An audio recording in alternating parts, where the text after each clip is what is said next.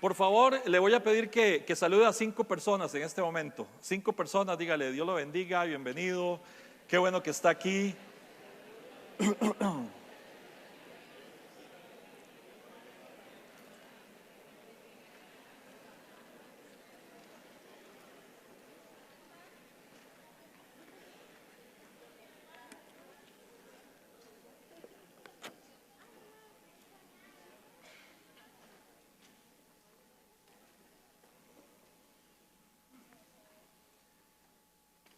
Ahora sí, ya conoció quién está sentado a su lado y quién está atrás. Hoy, en esta preciosa mañana, continuamos con la serie El Camino a la Recuperación. Y el tema que abordaremos en este día lleva como título, Manténgase limpio. Manténgase limpio. Y esta limpieza hace referencia a una limpieza total, porque no se trata de ser limpios solamente en cierta área de nuestra vida, sino en todas nuestras áreas. Dice 1 Samuel capítulo 16 en el versículo 7, pero el Señor le dijo, no te dejes llevar por su apariencia ni por su estatura, porque este no es mi elegido. Yo soy el Señor y veo más allá de lo que el hombre ve. El hombre mira lo que está delante de sus ojos, pero yo miro el corazón. Así que Dios ve más allá de lo que el hombre ve a simple vista. Él ve el corazón, Él ve la profundidad del hombre, los secretos del hombre, el dolor del hombre, las heridas del hombre. En otras palabras, Dios lo ve todo. Él ve tu corazón, Él ve tus secretos, Él los conoce. Él ve tu dolor, eso que marcó tu vida de una manera tan negativa. Él ve tus heridas, Él ve las culpas que te cargan. Todo eso que los demás no pueden ver porque tal vez lo escondes o simplemente lo guardas muy profundo. Pero ante Dios todo está al descubierto. La limpieza personal tiene que ver con limpiar el pasado, soltar la culpa, que es de lo que vamos a hablar en esta mañana, aprender a vivir libres de culpa y, muy importante, vivir de la forma que Dios quiere que vivamos.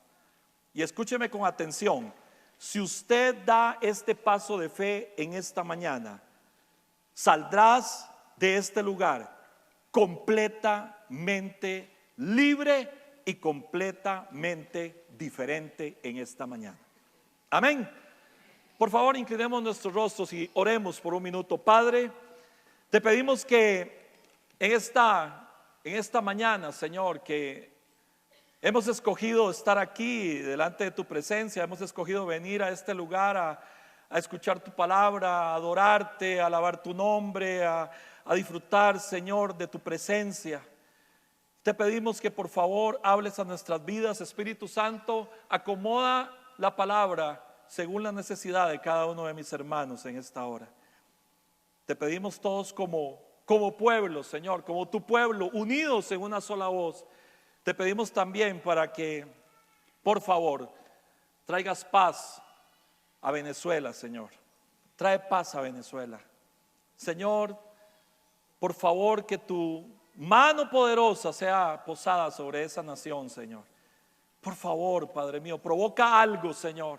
Provoca, Señor, un milagro en ese lugar. Te lo pedimos en el nombre de Jesús. Amén y amén. El texto que tomaremos como base en esta mañana lo encontramos en Mateo capítulo 5, en el versículo 8, que dice: bienaventurados los de limpio corazón, porque ellos verán a Dios. Cuando leemos las bienaventuranzas, nos damos cuenta que estas son el producto de las demás bienaventuranzas. De hecho, las bienaventuranzas vienen en un orden ascendente. Por ejemplo, la primera bienaventuranza es dirigida al pobre de espíritu, a aquel que reconoce su necesidad espiritual y al cual se le promete un reino de los cielos. Este fue el paso de reconocer. En el acróstico, lo podemos ver en la pantalla, en el acróstico, la letra R decía: reconozco que no soy Dios. Admito que soy incapaz de controlar mi tendencia a hacer lo malo y que mi vida es inmanejable. Mateo 5:3 dice: bienaventurados los pobres en espíritu, porque de ellos es el reino de los cielos. Luego esta persona llora y su llanto la lleva al arrepentimiento y entonces es consolado. Este fue el paso de la esperanza. La letra E en el acróstico dice: en forma sincera creo que Dios existe, que le intereso. ¿Cuántos creen que le interesamos a Dios? Y que Él tiene el poder para ayudarme a mi recuperación. Mateo capítulo 5 versículo 4 dice: bienaventurados los que lloran, porque ellos recibirán consolación. El llanto de la persona arrepentida lo convierte en una persona humilde, y a los humildes y mansos se les promete la tierra por heredad. Ese fue el paso del compromiso. La letra C en el acróstico dice: conscientemente elijo entregar mi vida y voluntad al cuidado y control de Cristo. Mateo capítulo 5 versículo 5 dice: bienaventurados los mansos, porque ellos recibirán la tierra por heredad. Pero hoy, en esta mañana, hablaremos del impacto que Cristo puede provocar en la vida de una persona que tiene un corazón limpio. El proceso inició al reconocer su necesidad espiritual, luego vino el llanto para ser consolado. Esto trajo la mansedumbre y la humildad, y ahora el resultado es un corazón limpio. En el acróstico, hoy vamos a ver la letra U, una oportunidad para un autoexamen y confesión de mis faltas a Dios y a alguien en quien confío. Ahora, la persona que tiene un corazón limpio, dice la Biblia, verá a Dios. No sé cuántos de ustedes han soñado con un día ver a Dios, con un día ver su gloria cara a cara. La Biblia nos dice que hubo un hombre que quiso ver a Dios. Este hombre se llamó Moisés. Moisés fue un hombre que pasó por un proceso de recuperación, y aquel que en un momento pasó por momentos difíciles, por ideas, pero que al final logró su libertad. Y una de las características de Moisés es que Moisés fue un hombre honesto con Dios, honesto acerca de su debilidad. Eso demostró que Moisés tenía hambre de Dios, y esa hambre de Dios lo llevó a desear ver a Dios, y así lo manifiesta él en Éxodo capítulo 33. En el versículo 18 dice: él entonces dijo: te ruego. Oiga lo que está diciendo un hombre que había visto el mar abrirse, un hombre que había visto plagas para que pudiera libertar al pueblo de Israel, un hombre que había visto la mano de Dios, y ahora está diciendo en Éxodo 33 verso 18: te ruego que me muestres tu gloria. Y le respondió: yo haré pasar todo mi bien delante de tu rostro, y proclamaré el nombre de Jehová delante de ti, y tendré misericordia del que tendré misericordia, y seré clemente con el que seré clemente. Verso 20, dijo más: no podrás ver mi rostro, porque no me verá hombre y vivirá. Y dijo aún Jehová: he aquí un lugar junto a mí, y tú estarás sobre la peña. Al final de la historia, Moisés no vio el rostro de Dios, solo vio su espalda. Pero en hebreo se usa una palabra, en lugar de la palabra espalda, se usa una palabra que es derek, y derek significa rastro. ¿Qué significa derek? Rastro. Dice Éxodo 33, 22: y cuando pase mi gloria, yo te pondré en una hendidura de la peña y te cubriré con la mano hasta que haya pasado. después apartaré mi mano y verás mis espaldas, mas no se verá mi rostro. En este punto entendemos que Dios guardó a Moisés en la hendidura, en el hueco de la roca, en la grieta de la roca, que es tipo y símbolo de Cristo. Porque la única manera en que podemos nosotros ver el rostro de Dios, que es como el rastro que deja un cometa. Miren la siguiente idea, así es, ese es el derrek, es el rastro que deja un cometa. Bueno, la única manera en que nosotros podemos estar ante la presencia de Dios, estar ante su gloria, estar ante la chequina de Jehová, ante su presencia, es estando protegidos en la roca de la salvación, o sea, en la llaga de Cristo. ¿Cuántos quieren de verdad ver al Señor cara a cara? Amén. Entonces necesitamos entregarle nuestra vida a Cristo para que Él lave tus pecados en su sangre y lo reconozcas como la roca de la salvación. Eso es lo que nos está enseñando el Señor por medio de Moisés. Y ahora, cuando Jesús dice bienaventurados, en griego hay una palabra para bienaventurado que es la palabra makarios, y la palabra makarios significa doblemente dichoso, doblemente bendecido, doblemente bienaventurado. Lo que el Señor nos está diciendo es que Él es la roca donde usted y yo estamos seguros, porque en la hendidura de su llaga, donde brotó su sangre, Él pagó el precio para que usted y yo en este día y un día también podamos ver el rostro del Señor. Por eso el Moisés que salió de aquella grieta era un nuevo Moisés. Un nuevo Moisés que tal vez no pudo ver con sus ojos el rostro de Dios, pero sí pudo ver el rastro de Dios. Y ese rastro de Dios lo siguió hasta los últimos días de su vida. Ese fue el rastro que luego vio Josué, el rastro que continuó Samuel, que continuó David, que continuó Salomón, que continuaron los profetas mayores y menores hasta llegar a Jesús. Y un día cuando están hablando con Jesús, alguien le dice: Señor, muéstranos al Padre. Y Jesús se vuelve y les dice: tanto tiempo tengo de estar con ustedes y me piden que les muestre al Padre.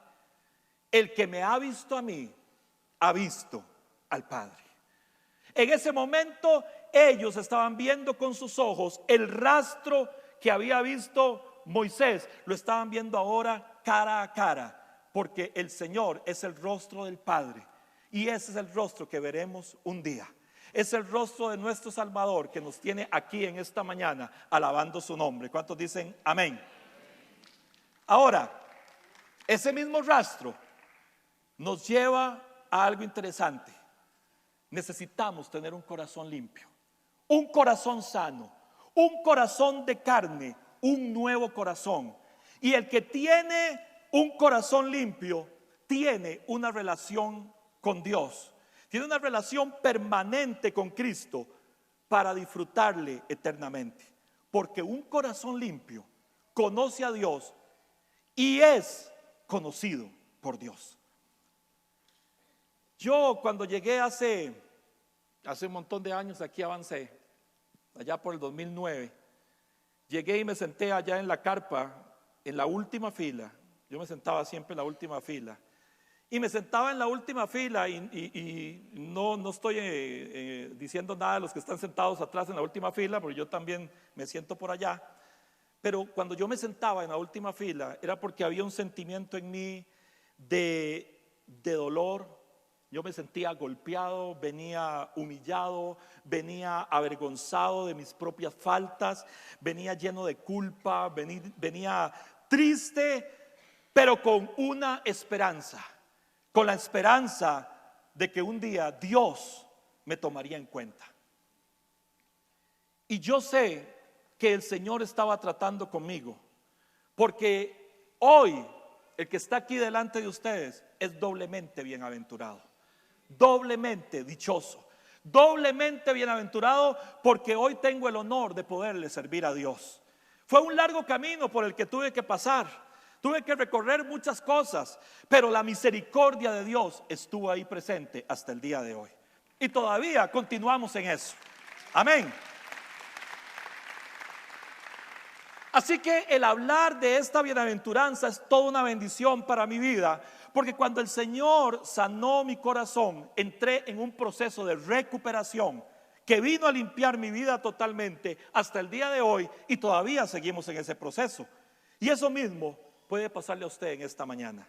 La Biblia dice en el Salmo 32, en el versículo 1, dichoso. ¿Qué significaba bienaventuranza? Es que se me olvidó. Doblemente dichoso. Dice Salmo 32, dichoso aquel cuyo pecado es perdonado y cuya maldad queda absuelta. Y número 2, segundo dichoso, dichoso aquel a quien el Señor ya no acusa de impiedad y en el que no hay engaño. ¿Usted tiene algún motivo para darle un aplauso bien fuerte al Señor?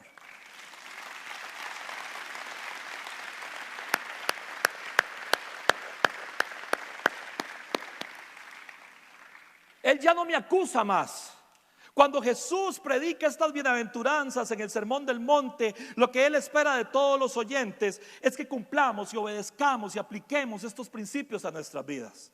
Cuando Jesús dice dichosos los de limpio corazón, nos lleva a un punto importante: decisión, decisión. También note la palabra limpio, porque a todos nos gusta la limpieza. Nos gusta estar limpios, vivir en una casa limpia, tener ropa limpia, dientes limpios, manos limpias, pero olvidamos algo a lo que Jesús está haciendo referencia en este pasaje: el corazón limpio. Cuando la Biblia nos habla del corazón, no se refiere al corazón de carne que palpita, sino al centro de la personalidad de alguien. Se refiere al lugar donde brotan las emociones, donde se procesan los pensamientos, donde se ubican las motivaciones y donde tomamos decisiones. Ahora, hay 3 razones por las cuales debemos dar este paso que nos llevará al camino de la recuperación, y estos a la vez nos enseñan el por qué se puede ensuciar nuestro corazón. Así que, ¿cómo se puede ensuciar nuestro corazón? Número uno. La razón para dar este paso es, número 1, la culpa destruye nuestra confianza. La culpa destruye nuestra confianza. Usted y yo no podemos ser personas de confianza si vivimos con culpa en el corazón. La culpa nos hace sentir inseguros porque siempre estamos preocupados y se nos vienen preguntas a la mente, como las preguntas que tal vez un día se hizo Moisés después de que mató a aquel egipcio. Preguntas como: ¿y si alguien se da cuenta de lo que yo hice? ¿Y si alguien sabe la verdad sobre mi vida? ¿Y si todo esto sale a la luz y ya la gente no me va a querer? Posiblemente me van a rechazar, y como resultado le temes a todo el mundo, pero dentro de ti quieres ser libre. Por eso todo esto se trata de tu decisión. Y le hago una pregunta en este punto, no levante la mano, pero le hago una pregunta: ¿quién en esta hora podría levantar la mano? No la levante. ¿Quién podría decir que en esta mañana está completamente limpio, que tiene un corazón totalmente limpio de todo pecado? Piénselo. Según me contaba el doctor Giovanni Soto, maestro de la escuela de sacerdocio aquí en Bancé, al hacerle la pregunta, una pregunta que saltó ahí en el aire, la pregunta fue: ¿qué tan limpio es tan limpio cuando nos lavamos las manos? La respuesta fue la siguiente: la suciedad en las manos se puede reducir con agua, pero el agua reduce, pero no limpia completamente nuestras manos. El agua y el jabón pueden formar una capa en las manos, pero aún hay presencia de bacterias. Y el alcohol limpia más profundamente. Sin embargo, la piel nunca llega a ser completamente estéril, pero sí lo suficiente para no contaminarnos. Por eso los cirujanos usan guantes, porque por más limpia que estén las manos, siempre podría contaminar la esterilidad que hay dentro del cuerpo de un paciente, provocando una infección. Interesante. Pero la respuesta lo que me hizo fue tomar conciencia de que todos los que estamos aquí en esta mañana, de una u otra manera, hemos sido contaminados por el pecado. Por esa razón nadie puede levantarse y acusar a nadie, por más malo que haya sido la otra persona o por más errores que haya cometido la otra persona. Nadie tiene esa autoridad, porque todos en algún momento, todos en nuestra vida, en algún momento cometimos un error. Todos pecamos, actuamos mal, no fuimos sabios, perdónenme la palabra, más bien fuimos brutos. Y nos dejamos llevar por el pecado, nos dejamos llevar por la concupiscencia, nos dejamos llevar por la carne, por la tentación, por el diablo, como usted quiera llamarle. Al final erramos al blanco. ¿Sabe cuál es el significado exacto de pecado en la Biblia? Errar al blanco. Erramos al blanco. La Biblia dice en Romanos 3:23, por cuanto todos pecaron y están destituidos de la gloria de Dios. Por eso aquí nadie te va a juzgar y nadie va a juzgar a nadie. Por eso no permitas que la culpa venga y te destruya. Más bien venga y ríndase a los pies del Señor. Y le tengo una buena noticia: lo único que puede quitar toda suciedad y culpa de nuestra conciencia, mejor que el agua, mejor que el jabón, mejor que el alcohol y aún que los guantes, es la sangre de Cristo.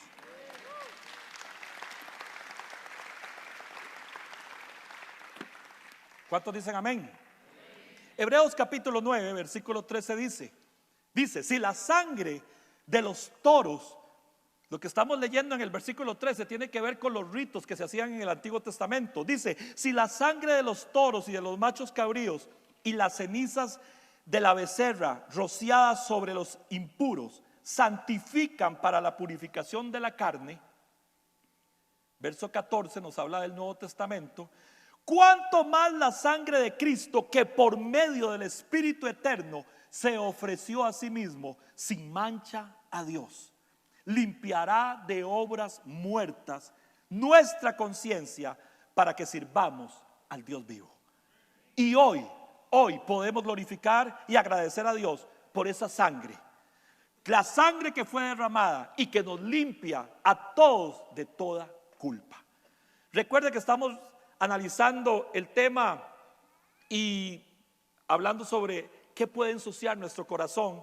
Y otra razón para dar este paso número 2 es: la culpa daña completamente nuestras relaciones. La culpa puede echarlo a perder todo. Hace muchos años el escritor de las famosas novelas de Sherlock Holmes, Sir Arthur Conan Doyle, le hizo una broma a los 5 hombres más prominentes de Inglaterra.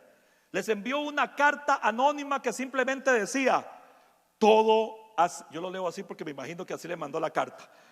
Todo ha sido descubierto. Desaparezcan inmediatamente. Dice la historia que en 24 horas después, los 5 hombres más importantes e influyentes de Inglaterra habían abandonado el país. Solo imagínense el grado de culpa en sus conciencias, el grado de culpa con la que aquellos hombres cargaban sobre sus hombros. Iglesia, la culpa provoca que la gente responda de diferentes maneras. Algunos huyen como aquellos 5 hombres. Otros se llenan de impaciencia hacia las otras personas. Otros reaccionan con ira ante cualquier evento. Y a menudo todo eso es motivado por una culpa que ha sido cargada por esta persona día a día, a día y a día. Por ejemplo, muchos de los problemas que se dan dentro de los matrimonios se da por causa de que en algún momento algo sucedió y uno de los cónyuges andan cargando con esa culpa día con día. Por esa razón hay que soltar la culpa. Es tiempo de que sueltes la culpa. No se imaginan cuántas personas pasan por nuestras oficinas de consejería y la solución al final estaba en solamente soltar el pasado, soltar la culpa, poner sus cargas a los pies de Cristo. Yo siempre le digo, y muchos de ustedes que han estado conmigo en consejería, yo siempre les digo que lo que es ceniza se lo llevó el viento. Se lo llevó el viento. Suelte esas cenizas. Ya de nada le vale estar hablando de las cenizas, ya se fueron por el viento. Dice Isaías capítulo 44 en el versículo 20: de ceniza se alimenta, su corazón engañado lo desvía, para que no libre su alma. Deje de alimentarse de cenizas. Debes soltar el pasado. Es tiempo de soltar tus culpas. Soltar las culpas significa soltar las cenizas. Y es un hecho que tendremos que sufrir las consecuencias de nuestras faltas, pero no tienes que cargar con esa culpa todos los días de tu vida. Hoy vas a salir de aquí doblemente libre, doblemente dichoso, doblemente bienaventurado, doblemente feliz. Vas a salir de este lugar, porque vamos a soltar las culpas. Número tres, cuando la culpa me mantiene estancado en el pasado. Otra manera de ensuciar nuestro corazón, cuando la culpa me mantiene estancado. En los carros, la siguiente por favor, usted puede ver que hay un parabrisas para que usted pueda ver todo lo que hay hacia el frente. Y solo tienes un espejo retrovisor pequeñito para dar golpes de vista, solamente para dar golpes de vista. Pero verá que nadie maneja viendo el espejo retrovisor. Si usted maneja viendo el espejo retrovisor, ¿qué le va a pasar?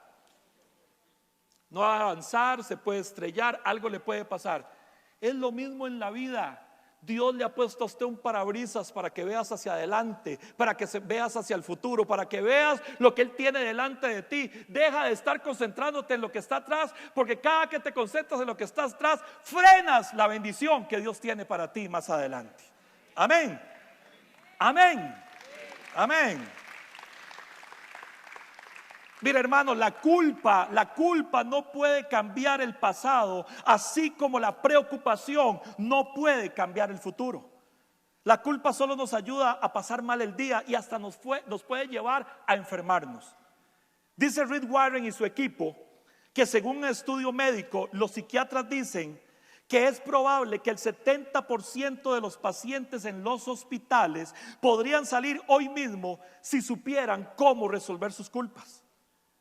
Y este es precisamente el paso que separa a aquellos que quieren hablar de la recuperación de los que realmente están dispuestos a decir: yo voy en serio. No voy a hablar solamente de la recuperación, sino que me voy a recuperar. Voy a seguir con mi vida. Quiero mejorar, quiero crecer, quiero soltar el pasado, quiero soltar las cenizas y quiero enterrar el pasado. Y esto nos lleva a otro punto importante. Debo conocer cómo dar este paso para resolver mis culpas. Número 1, haga un inventario moral y personal. Un inventario. Para esto dice Lamentaciones 3:40: hagamos un examen de conciencia y volvamos al camino del Señor. Iglesia, apunte en un papelito. Bueno, depende de las culpas en un cuaderno. Sí, es que por un momento me quedé un papelito, no va a caber. Pero esto es importante. Responda algunas preguntas para que le ayude a usted a escribir eso que tienes que enfocarte. Miren las preguntas. ¿Qué está mal en mí? ¿De qué me he sentido culpable? ¿De qué me he arrepentido? ¿De qué me he sentido resentido? ¿Cuáles son las faltas en mi vida que sé que necesitan un cambio? Ore a Dios y pídale a Dios que traiga a su mente cuáles son aquellas cosas por las cuales conscientemente o inconscientemente están dándote ese peso de culpa y que están bloqueando y están saboteando tu vida. Saboteando tu vida para que no seas feliz. El Salmo 139 en el versículo 23 dice: examíname, oh Dios, y conoce mi corazón. Pruébame y conoce mis pensamientos. Y ve si en mí hay camino de perversidad y guíame en el camino eterno. Número dos, ¿cómo dar este paso de fe? Debo aceptar la responsabilidad de mis faltas. Debo aceptar la responsabilidad de mis faltas. Proverbios 20:27 dice: la luz del Señor penetra el espíritu humano y pone al descubierto cada intención oculta. El obstáculo más grande para la sanidad son nuestros complejos. ¿Sabe quiénes son? Nosotros. El mayor obstáculo para su sanidad es usted mismo. Usted mismo. Y la solución está en aceptar nuestra responsabilidad, no en culpar a otros, porque la mayoría, cuando estamos en un problema y cuando nos vemos acorralados por la verdad, lo que hacemos es culpar a otros. Pero así lo indica el apóstol Pablo en 1 de Juan capítulo 1 verso 8, que dice: si decimos que no tenemos pecado, nos engañamos a nosotros mismos y la verdad no está en nosotros. Así que simplemente no nos engañemos, aceptemos nuestra culpa y traigamos esa culpa delante del Señor. Y tenga la seguridad que el Espíritu de Dios te va a dar libertad. Él va a escudriñar tu vida y traerá una sanidad a tu espíritu, a tu corazón. Y yo sé que en esta mañana, en medio nuestro, hay más de uno que hoy necesita entregarle sus culpas al Señor. Así que al final vamos a orar todos juntos. Número 3, en este punto, ¿cómo dar este paso? Pida perdón a Dios. Esta es una gran oportunidad para todos. Pida perdón a Dios. 1 Juan 1:9 dice: si confesamos nuestros pecados, Él es fiel y justo para perdonar nuestros pecados y limpiarnos de toda maldad. Otra vez regresamos al tema de la limpieza. La versión inglés Phillips lo interpreta de la siguiente manera: 1 Juan 1:8: si libremente admitimos que hemos pecado, encontramos que Dios es completamente confiable. ¿Cuántos creen que Dios es confiable? Dice que Él perdona nuestros pecados y nos hace completamente limpios de toda maldad. Aquí podemos hacernos una pregunta: ¿cómo podemos obtener el perdón de Dios para ser limpios? 2 puntos nada más. Número 1, no suplique. ¿Oyó eso? No suplique. Usted no tiene que suplicarle a Dios por el perdón. ¿Sabe por qué? Porque Dios ya quiere perdonarte. Antes de que usted fuera a cometer esa falta, ya Dios quería perdonarte. La palabra suplicar tiene dos significados. Suplicar y rogar vienen una del latín que significa rogare, que se traduce como pedir haciendo un gesto con la mano extendida. Pero en griego hay otra palabra que es parakaleo, que significa llamar al lado de uno y de ahí llamar al auxilio de uno. En otras palabras está diciendo: Señor, ven en mi auxilio. No es un mendigo, es un hijo que reconoce el auxilio de su padre. Tenga la seguridad que si usted clama a Dios, no como que aquel que ruega religiosamente, sino como aquel que clama a Dios por el auxilio, reconociendo su impotencia ante la omnipotencia de Dios y reconociendo su ignorancia ante la omnisciencia de Dios, Él te librará del pecado. Amén. Él lo va a hacer y Él lo puede hacer. Si usted y yo libremente lo hacemos, Él nos perdonará y eso se llama gracia. Otro punto en importante: no negocie. No negocie. En otras palabras, no soborne. No soborne. Nunca diga: Señor, si me perdonas de esta, nunca más lo volveré a hacer. ¿Usted ha escuchado a alguien decir eso? Es más, ¿se ha escuchado usted mismo diciendo eso algún día? Señor, sácame de esta, por favor. Y te prometo que no voy a faltar a ningún servicio de oración. Te prometo que no voy a faltar a ningún miércoles de discipulado. Te prometo que no voy a faltar un fin de semana. ¿Se ha escuchado usted alguna vez diciendo eso? No lo haga, no lo haga. Esto es tan trillado que la gente termina fingiendo ante sí misma. Nunca negocie con Dios, porque Dios es amor y Él quiere perdonarte. Esto también se llama gracia. Admita simplemente su falta y Dios te perdonará. La palabra admitir viene de una raíz griega que significa confesar, y confesar significa estar de acuerdo con Dios. Y si Dios dice que algo es malo, es malo. Y si Dios dice que algo es bueno, es bueno. Sin embargo, Isaías capítulo 5, versículo 20 dice: ay de los que a lo malo dicen bueno, y a lo bueno le dicen malo, que hacen de la luz tinieblas y de las tinieblas luz, que ponen lo amargo por dulce y lo dulce por amargo. En otras palabras, ay de los que no están de acuerdo con Dios.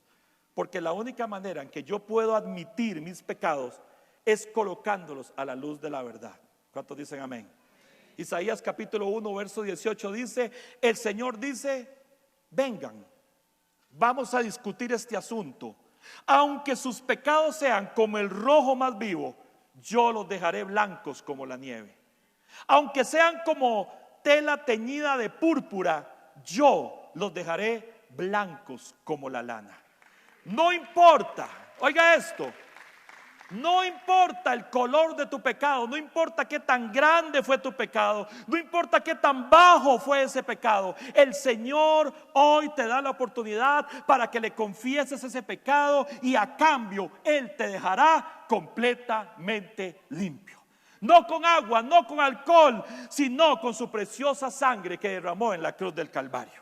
Amén. Y le tengo buenas noticias: esa sangre se está derramando todavía sobre nosotros en esta mañana. Amén. Un punto más, número 4. Admita sus faltas, también confesándoselas a otra persona. Este es un punto interesante. El Señor nos indica en su palabra que eso es totalmente esencial para nuestra recuperación. Santiago capítulo 5, en el versículo 16 dice: confiesen los pecados unos a otros y oren los unos por los otros para que sean sanados. La oración ferviente de una persona justa tiene mucho poder y da resultados maravillosos. Si usted se está preguntando por qué yo debo o necesito hablar con una persona sobre mis pecados, la respuesta es la siguiente: porque la raíz de todos nuestros problemas es relacional. Nos mentimos unos a otros, nos traicionamos unos a otros, nos engañamos unos a otros, nos ponemos máscaras y pretendemos tenerlo todo bajo control, pero sabemos que no es así. Todo eso lo único que nos trae es inseguridad. Pero nuestra honestidad con mi hermano no solo me libera, sino que invita a la otra persona también a ser honesta y ser libre. Ahora, no se trata, atención a esto, no se trata de andar por ahí contándole sus pecados a todo el mundo. No haga eso. Hágase estas preguntas antes de hacer eso. Número 1, ¿a quién se lo digo? ¿A quién se lo digo? Converse y confiese sus pecados con alguien que puede realmente confiar, con alguien que puede guardar, que sabe que puede guardar su secreto. Ya tenemos suficientes problemas como para andar de boca de todos por un pecado que confesé a alguien. Así que puede ser a su pastor, puede ser a un líder, puede ser a un amigo que sea, por supuesto, que sea nacido de nuevo, si no, no va a entender. Y si usted es mujer, confiéseselo a una mujer. Si usted es hombre, confiéseselo a un hombre, que es lo más sano, es lo ideal. La persona a quien le estoy confesando mi falta, mi pecado, debe ser una persona que refleje el perdón y la misericordia de Dios. Es una persona que lo que va a hacer es compartir conmigo la palabra de Dios y me va a dar ánimo. No es una persona que va a decir: uy, mira, con razón, y con esa carita. Sí, o sea, no. Usted va a buscar a alguien que de verdad tenga la compasión de Dios. Otra pregunta importante: ¿qué decir? Simplemente sea honesto. Esto es lo que hice, esto es lo que he sentido. Cuando usted escuche a una persona que se le acerca para confesarle algún pecado y le dice las siguientes palabras: estoy a punto de confesarle algo que nunca le he dicho a nadie en mi vida, póngale atención con gracia y misericordia, porque después de que esa persona dice esas palabras, experimenta algo que es grande en su vida, que es la libertad, la paz y el descanso en su corazón. Por eso, tenga misericordia de esa persona. Y la última pregunta: ¿cuándo debo confesar mi pecado? Hoy mismo. hoy mismo. Si usted quiere postergar para otra oportunidad el confesarle su pecado a otra persona, entonces regrese a su casa, medite en el Señor, pídale primero perdón a Dios y luego proceda a planear cómo vas a dar este paso de fe.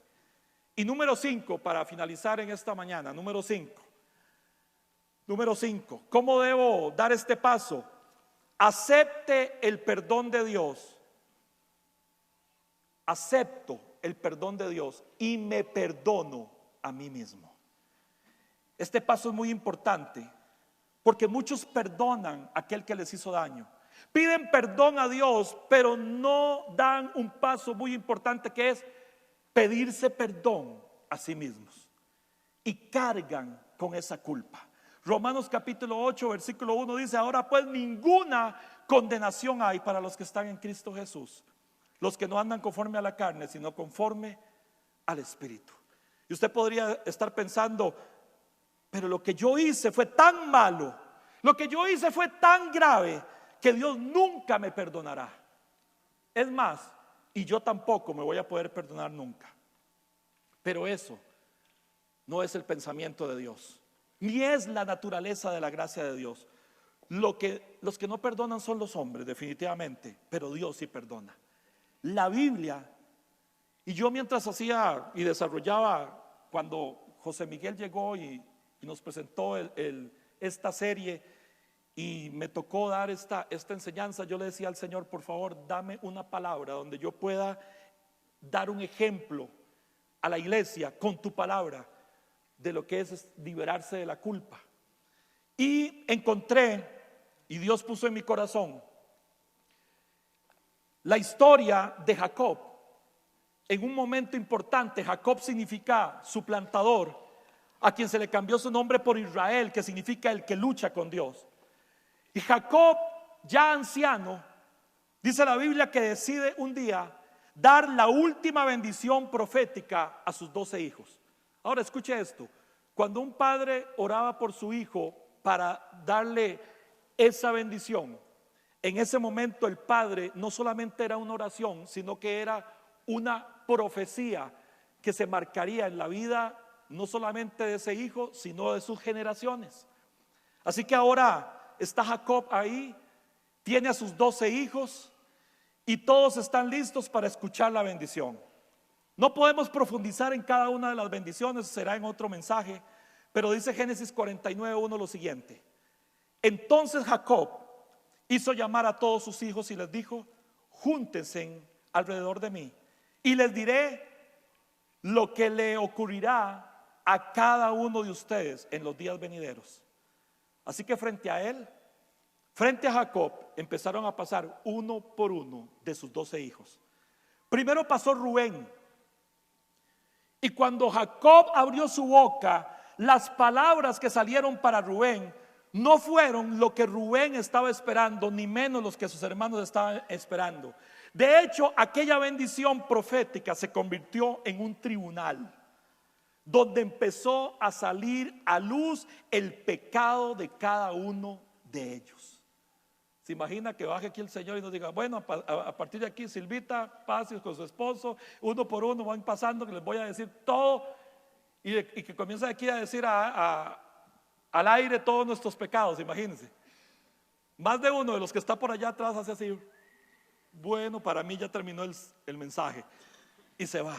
Así estaban los 2 hermanos, pero ¿qué pasó aquí? Están los hermanos asustados.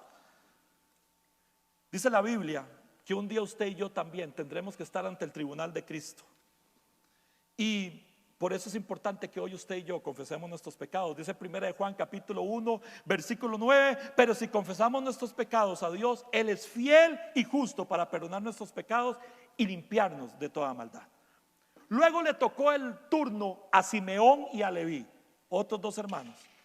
Sus pecados y sus faltas fueron descubiertas por su padre Jacob, quien por el Espíritu de Dios estaba profetizando, y definitivamente no les fue muy bien.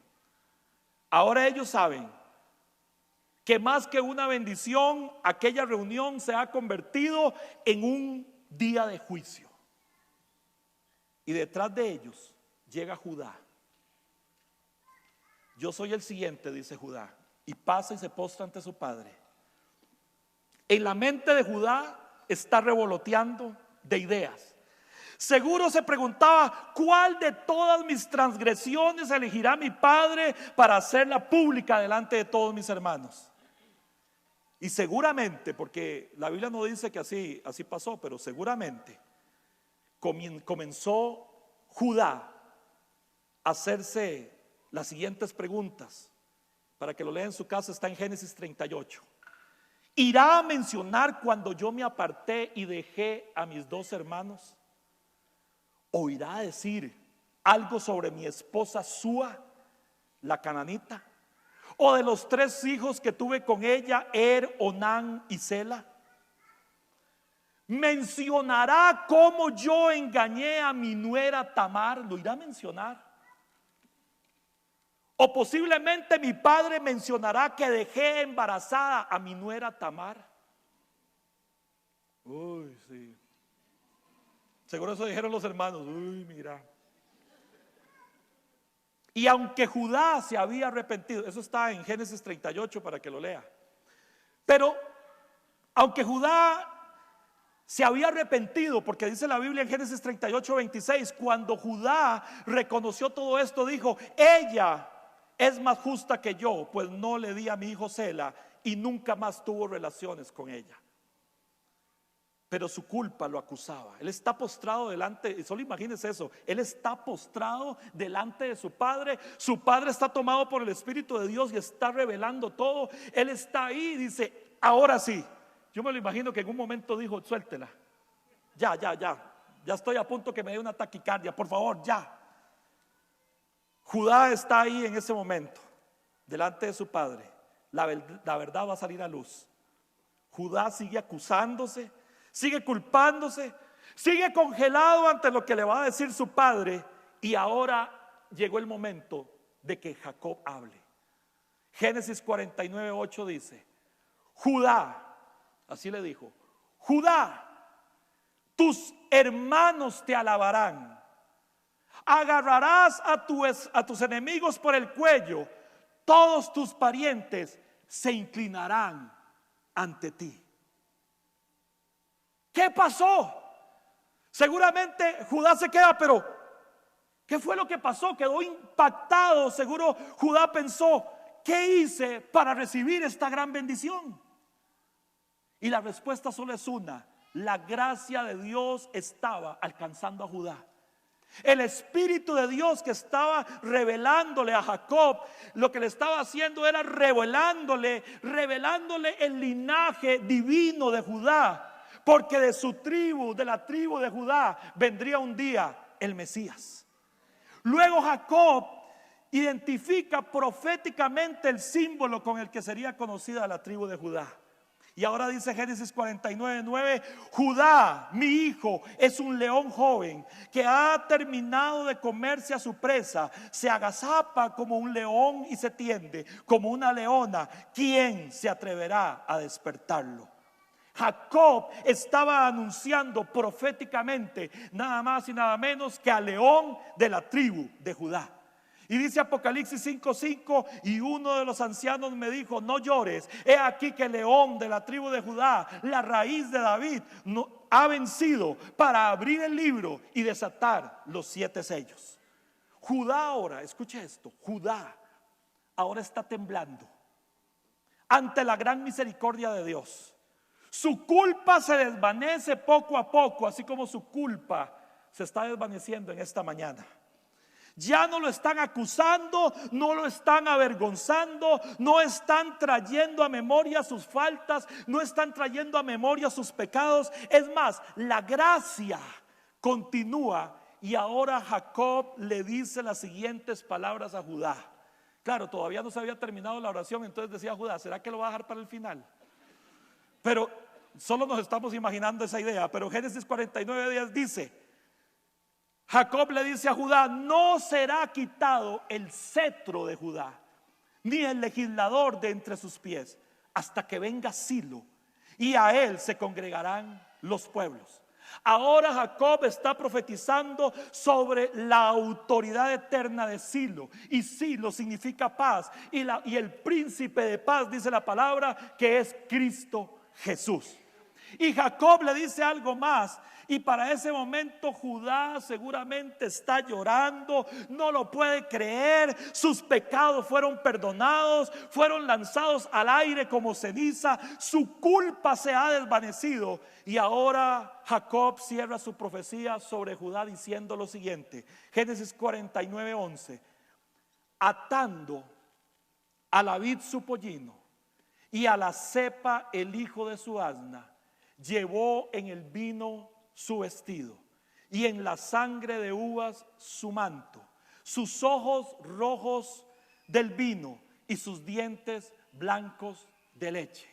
¿Qué está diciendo Jacob? Jacob una vez más está profetizando sobre Jesús el Mesías, que entraría a Jerusalén montado en un pollino, ofreciéndose como el Cordero de Dios que fue escogido desde antes de la fundación del mundo. Iglesia, cuando Jacob estaba viendo a Judá, Jacob no pudo ver a Judá. Lo que estaba viendo no eran sus transgresiones, no eran sus faltas, no eran sus pecados. Lo único que podía ver Jacob, lo único que podía ver cuando vio a Judá era la sangre de Cristo, aquella sangre que un día sería derramada para el perdón de los pecados de toda la humanidad. Amén. En otras palabras, Jacob ve con sus ojos a Judá, pero el espíritu que estaba dentro de Jacob podía ver al Rey de Reyes que vendría. Él podía ver solo el espíritu del Mesías que un día daría su vida para el perdón de todos nosotros. Ese día, Judá salió de la casa de su padre a celebrar la recuperación. Eso fue lo que salió a hacer, a celebrar la recuperación, porque ya no tendría que cargar nunca más con su culpa. Ya no tendría nunca más que andar ahí dolido. Regáleme solo un minuto y terminamos, solo un minuto. Cristo en la cruz del Calvario expió todos nuestros pecados. ¿Sabe qué significa expiación? Esta es la última idea que vemos ahí. Expiación viene de la palabra griega hilaskomai, que significa cubrir al pecador, de tal manera que su pecado queda totalmente invisible. Si yo tuviera hoy un pecador bien pecador aquí en la iglesia, ahí veo un pecador bien pecador, venga pecador, ya ahí viene ya, bien pecador, así que uno diga, se le ve en la cara.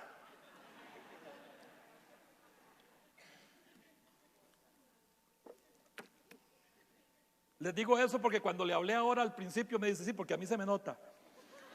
No les va a caber duda. Cuando usted viene como un pecador, dolido, golpeado, pero arrepentido, usted viene y se postra delante del Señor. Y ahí está usted postrado delante del Señor. Usted viene a traer todas sus culpas delante del Señor. En ese momento, el Padre que está en los cielos va a observarla a usted, pero en ese momento, Él y las comay,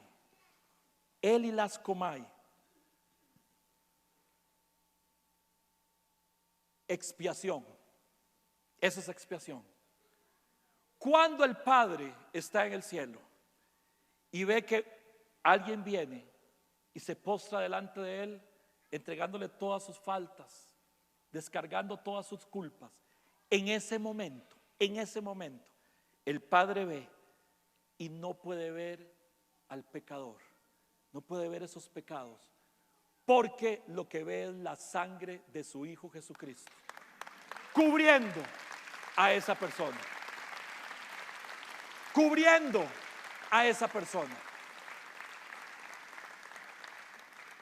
¿Sabe qué quiere hacer el Señor en esta hora? Él quiere hacer lo mismo contigo. Yo le voy a pedir que se ponga de pie, por favor. Eso fue lo que vivió Judá. Gracias, mi hermano. Fue lo que vivió Judá. Cuando él estaba delante de su padre, eso fue lo que vivió. Yo no sé cuántos de ustedes tienen alguna culpa, tal vez pequeña, tal vez muy grande, tal vez mucha culpa. Pero yo le voy a pedir que pase aquí adelante, para orar todos juntos. Pase aquí adelante.